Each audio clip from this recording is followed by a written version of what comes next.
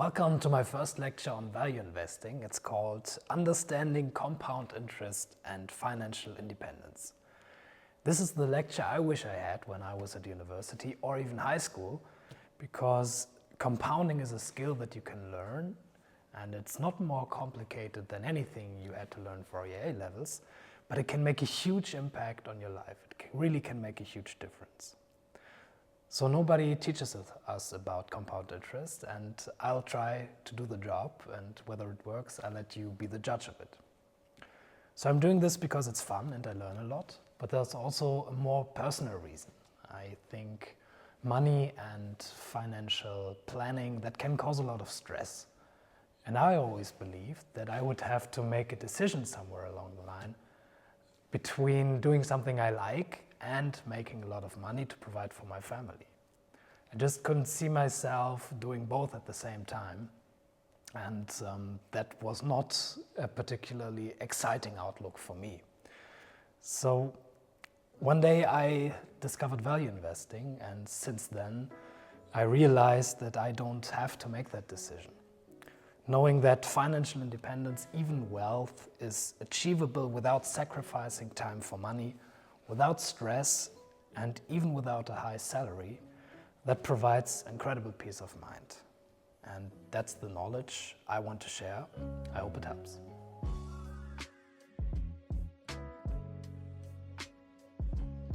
So the key to all this is what Einstein called the eighth wonder of the world: compound interest. It's the fundamental concept behind value investing. And I will give you some examples. So bear with me, we'll do some calculations. It will be a lot about numbers, but if that's a no-go for you, then investing is not for you anyways. So I hope you find those examples exciting. I certainly do. So the first example is the Manhattan Indians. Warren Buffett wrote about this example in his 1965 partnership letter. So in 1626, the Manhattan Indians sold their island, Manhattan, for just $24. And when Buffett wrote about it in 1965, that land was worth about $12 billion. So that sounds like a ripoff until you do the math and realize that if the Indians had achieved a modest 6.5% annual return, that $24 would have grown to $42 billion by 1965, enough to buy back the island almost 3 times, no, more than 3 times. So that's the effect of compounding. And it's not their fault that they didn't compound capital at 6.5%. I think it was hard to do back then. So there's another example which I find even more impressive. This is Ted Weschler, one of the investment managers of Berkshire Hathaway. And when he started his first job in 1984 at age 22, not at Berkshire Hathaway, it was another place, he was making $22,000 annually.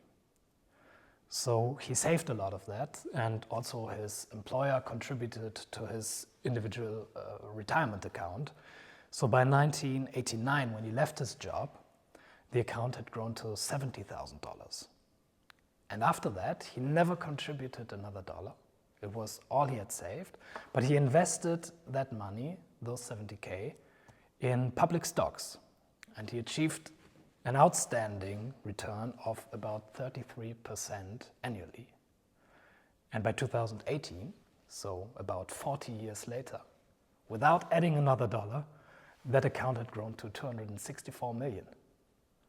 And I think that's just crazy. I mean, 33% is more than even Buffett himself achieved, and we're not going to talk much about these numbers because they're unrealistic.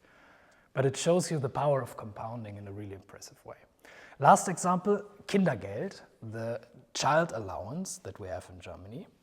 That's 255 per month, so about 3K per year. And after 20 years, so by the time your child is 20, that amounts to $60,000 without even investing it, just the child allowance. If this sum is invested at a 15% return and left untouched, at 40, it will have grown to 1 million, and at 60, it will be 16 million, generating about 2.5 million per year in passive income. That's not a bad retirement. And this strategy actually allows for financial freedom without requiring a high salary. And that's also what I plan for my children. I mean, that's still some way to go, but I will teach them about value investing or show them these videos and then give them their Kindergeld to manage. And I hope they will learn to become financially independent without even inheriting much, and it will even be their own accomplishment. So they can still try to become a DAX CEO or a McKinsey partner if they love doing that, but they don't have to do it for the money. That's my strategy. I'll let you know in 19 years how it's going. So why are not more people excited about long-term compounding? Why are we always chasing these get-rich quick things and crypto and AI and all of these opportunities that are in the media and that generate a lot of buzz? I think it's two reasons. First, because we're not really educated in these matters. We're not educated in investing, personal finance. And also, and that might be even more severe, our brains aren't wired to grasp exponential growth. We don't understand exponential growth. If we make 10% progress per year, no matter if it's about money or a skill or a relationship, after 3 years it feels like you went nowhere. It just feels so damn slow. But if it compounds over time, you will end up in a place that you couldn't even believe. And that's really important to understand the math and how exponential growth works. And it's not something we can intuitively do. So I will teach you. We know intuitively that saving 10K per year for 40 years gives you 400K. But what about compounding 10K at 15% for the same 40 years? So you never add another dollar, it's just 10K, and now you do it for 40 years at 15%. Is that more or less than 400,000? And how do you do that? How do you make that calculation? Well, it's actually more than 2.5 million. And now I will show you how to instantly calculate that in your head. And I think that's a requirement to become a good value investor, because understanding compound interest is what makes all of this exciting. You won't stick with the game plan for very long if you always think in a linear fashion. You have to really think in an exponential way. And it's not that hard. So there's a rule of 72, that helps you estimate the doubling time of your investment. So 72 divided by the interest rate of your investment gives you the time, mostly years, that it takes for your investment to double. And it's okay to be roughly right, you don't have to be precise. So if you get a 10% annual return, 72 divided by 10, that's about 7. It will take about 7 years for your capital to double. 15% takes 5 years, 5%, about 14 years, and that's not hard to do in your head. So now you know how long it takes for your investment to double. Let's apply that to our earlier example of $10,000, 15% for 40 years, which ended up being 2.5 million. Let's calculate that. So we know 72 by 15, that's about 5 years to double. So these 10K, they double every 5 years for 40 years. So how many doublings? That's 8 doublings, 40 divided by 5. How much is 8 doublings? You can do that in your head. 2, 4, 8, 16, 32, 64. Then we'll take a shortcut, go from 64 to 125, because it will be easier that way. 125, 250, 500, 1,000. The shortcut is, you just remember 10 doublings is 1,000, 5 doublings is 32, and then you have a shortcut and don't have to start from 2, 4, 8 every time again. So 8 doublings is 250x, 250 times 10,000, that's 2.5 million. And that's how you do compounding in your head. And Buffett and Munger, they never used a computer, they didn't even use a calculator. They did everything in their heads, maybe took some notes. Charlie Munger actually used for more complex calculations compound interest tables, where these compounding rates were like printed for higher numbers, larger numbers. But it's totally fine to use a calculator and all of that, as soon as you know how to do that intuitively. So it's okay to use the calculator shortcut, but you shouldn't be dependent on it. Here's a quick tip for higher numbers, because we only talked about doublings until 10. What about 18 doublings? That's easy to calculate. It's just 10 doublings times 8 doublings. I don't know if they taught you that in high school. I can't remember it, but 18 doublings is 10 times 8 doublings. So 10 doublings is 1,000, 8 doublings is 250, so 18 doublings is a factor of 250,000. So 1 euro becomes 250,000 euros if you double it 18 times. So let me give you a real life example, something that happens if you spend time with friends who invest in real estate. And here's an AI-generated picture to show such a friend that I'm sure everyone has. And that friend claims real estate is better than stocks. I bought a house for 500,000 euros 10 years ago, and now it's worth 1 million. What do we do with that? I mean, you are not gonna get your calculator and prove him wrong. That's a dick move, don't do that. But it's nice if you can do it in your head right away. So we know 10 years ago, 1 doubling, that's 7% performance, 7% interest. So just 72 divided by 10 is 7% annual return. We know that our stock portfolio compounds at 15%, so in that time it would have doubled twice. It would have reached 2 million, and his house underperformed by 1 million.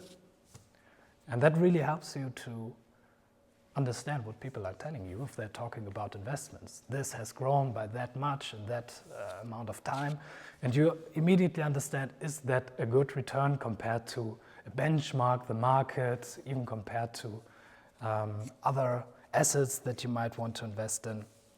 And it's really important to have a feeling for that, because you're not going to get out your calculator every time someone talks about their investments with you.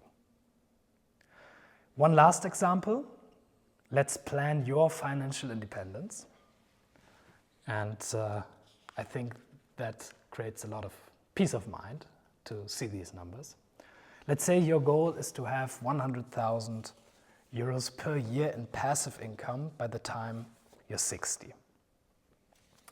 That means you have to decide how much money of your wealth you're going to withdraw each year. Let's assume a safe withdrawal rate of about 5%. So 100,000 per year, 5% withdrawal rate, that means you need 2 million in capital to be financially independent. Let's ignore inflation and taxes for now. It just requires some adjustments in the numbers, but we'll keep it simple. If you know how to compound capital at 15%, you wouldn't need much to reach that number of 2 million. We know that 15% is a doubling every 5 years, so if you start at 20, you will have 40 years of savings until you're 60. And if you start at 30, you will have 30 years of savings. 40 years of savings, doubling every 5 years, 8 doublings. And we know from our earlier example that's a growth factor of 250. So the required capital is 2 million divided by 250. That's 8,000 euros if you start investing at 20. If you start investing at 30, you will only have 6 doublings, that's 64x, and your required capital will be 2 million divided by 64, which is about 30k. So if you start at 20, you need to start with 8,000 euros. If you start at 30, you'll need to start with 30,000 euros. If you start in your 20s, it'll be about 10, 15, 20,000 euros. And that's all you need to become financially independent by the time you're 60. And we know it's a doubling every 5 years, so if you do it 5 years longer, until you're 65, then you will not have 2 million, but 4 million. And maybe that's exciting too. Maybe compounding can be something that you want to do for the rest of your life and not just until you're 60. I leave that up to you. But now you have a feeling and understanding of compound interest, and that is the main requirement to understand value investing. It's a crucial foundation, and this understanding will help you stay committed for the long run. Let's look at one final example. This is a graph that shows the net worth of Warren Buffett. And you can see he started when he was 14, he had about 5K. It took him until he was 30 to reach his first million, and then he didn't reach his first billion until he was 56. And now, and this is an example, it goes until 87, he's at about 90 billion. Today he's 95, he's way above, way past 100 billion, that doesn't matter. The point is that every good compound interest graph will always look like nothing happens in the beginning and then everything explodes toward the end. And I think that's what really should make you excited to stick to this strategy for the long run, instead of trying to chase 10x returns for a couple of years and then go broke by the time you're 40 and then you have to start all over again. So maybe compounding at a constant rate for a long time isn't that boring after all. So the big question obviously is now, how do I compound at 15% annually? And that is only possible if you find mispriced bets. You won't find an ETF that achieves that kind of performance. And so in the following lectures, I will show you how to find these mispriced bets. And I want to be clear that 15% is a crazy good results. I don't know if I will achieve that. I can't promise you that you will achieve it, but it's definitely possible if you become a good value investor. And I hope I can help.